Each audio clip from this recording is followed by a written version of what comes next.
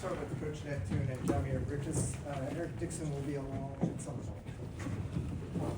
You can start with an opening statement, please, and then we'll open it up for questions. A lot of credit I wanted to give to Providence. I mean, they made it really tough. Those dudes are fighters over there. I thought a couple times we thought we were going to extend our lead. I thought we had it going a little bit, and they just kept coming back over and over and over again to the very end. But I was really proud of the way our guys fought. This is the Big East. This is, again, I always say it, I think top to bottom, the best league with high-level coaches.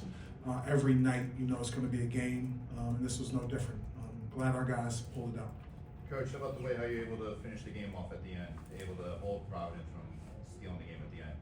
Yeah, I mean, I told the guys at the end, like, if you're a good team, these are the type of games you're gonna have to get. You're gonna be in like 5, 6, 8, 7, 8 these type of games if you're a good team, and you gotta find a way. And our guys found a way. Kyle, I've asked you this before in similar circumstances, but when you're standing there on the bench watching the players play, what's in your mind? Just whatever the play is, trying to think of the next play, trying to coach the team, just have something in mind for our next action.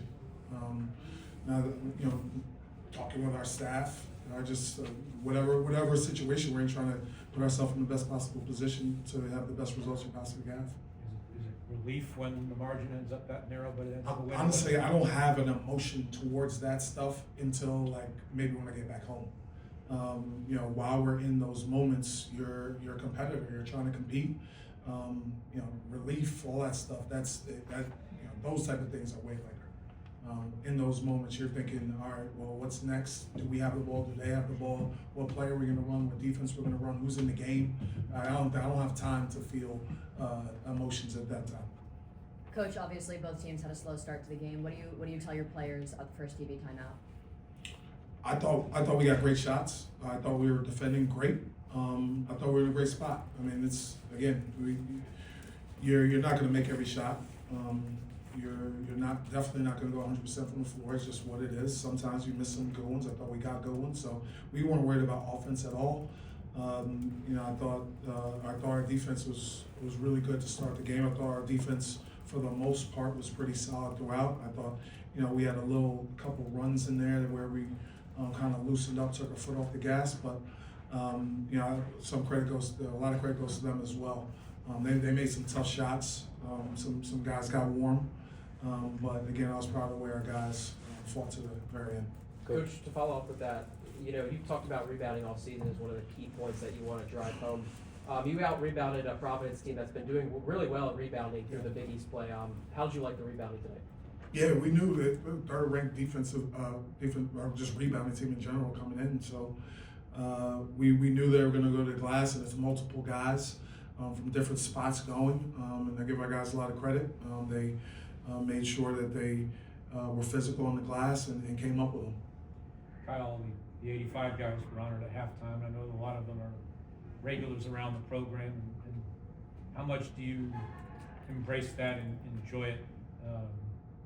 Because it can be a lot. No, we don't look at it like a lot at all. These guys are big-time guys, that have really helped cement Villanova as one of the best programs in the country. And we're honored that they continue to come around and take such pride in the program. And we talk about this in our program all the time. We play for them. We want to make sure that while we're out there, they're looking at what's on the floor. And when we're in the community, what we're doing out there, and we want them to be proud of what they see. So we truly feel that way, and we're honored that they continue to come back, and thankful that they continue to come back.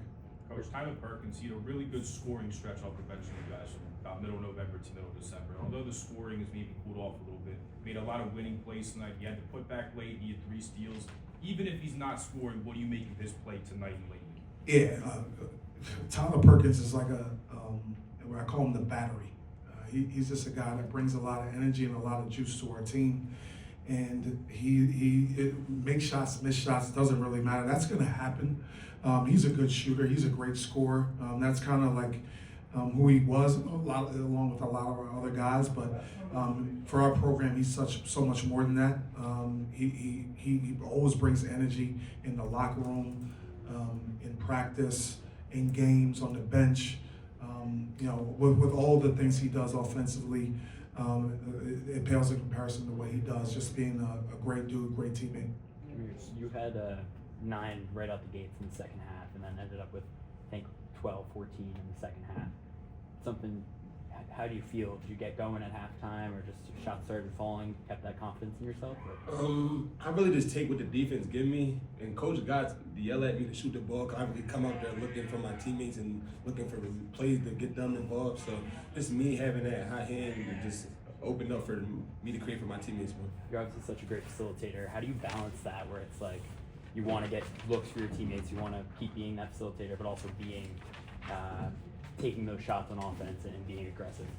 I would say it's just a mix up of just like just knowing like who you're playing with and just knowing what spots they in, and just knowing like the time and the score. Just I had that feel for the game. Now this is your first home game, right, as Villanova at the Wells Fargo Center. How'd you feel the crowd? You like it, having all the fans, the wall of white? How'd it feel? Yeah, I feel like the crowd was definitely into it, and I feel like they brought great energy, and I can't wait for us to be back here with them. Coach, what would you say was the biggest difference in this win tonight compared to your last 2 games? Yeah, to be honest, in the Big East, when you're playing at this level, it's 1 or 2 plays. They could have ran a lob play at the end and dunked that in, very easily. The last couple of games, we didn't have the quote result we wanted, in the end of the game. But it really comes down to just doing the little things, whether it's a rebound, a deflection, a steal, just getting one stop, knowing the assignment. It's just 1 or 2 things throughout the course of the game that can dramatically shift results. Kyle Kim was in here a minute ago talking about Eric, about how he believes he's now an NBA player. And I wonder what you've seen from Eric, and I know Jeff just wrote 2,000 words about him, I realize, but at the Art Museum, but what have you seen from Eric's growth, evolution, so that now puts him at that level? I mean, I think about this a good amount, because literally, I'm trying to remember coaching without this dude. I've known him for so long. Junior year in high school, right? So, just watching his evolution from then to coming to Villanova and literally going through every single spot. Like, there's not many people who can say, I redshirted. I was a kind of guy that didn't play as much. Then I was a guy that played, maybe didn't start, but played, starter, go-to guy, best scorer in the country. Like, he's done everything there possibly is to do. And then I always say this as well. I mean, if you know him and you have a relationship with him, he's also one of the best people you could possibly be around. Just great culture carrier for our program. I as well, I obviously think he's an NBA player. The work he puts in he's just a special dude. So I'm glad he's on our side. Eric, as those final seconds dragged out, endlessly, what's the conversation among the players? Wait, what'd you say? As the final seconds dragged out. Oh, I thought you said No.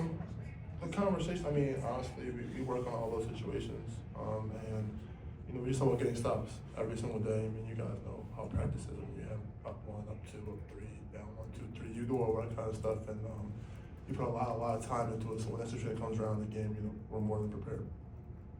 Coach, how do you keep the team focused though when there's that many whistles, that many stoppages? Just like you think the game's over and then it's not. You think you have the ball, you don't.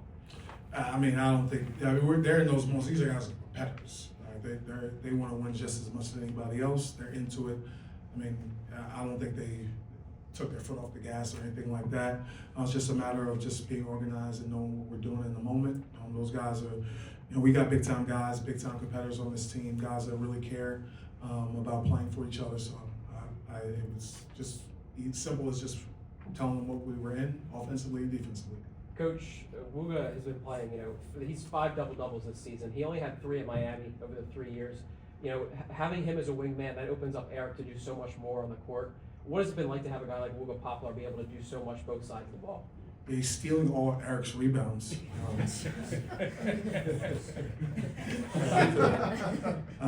But nah, yeah, I mean, Wooga is a big time player, man.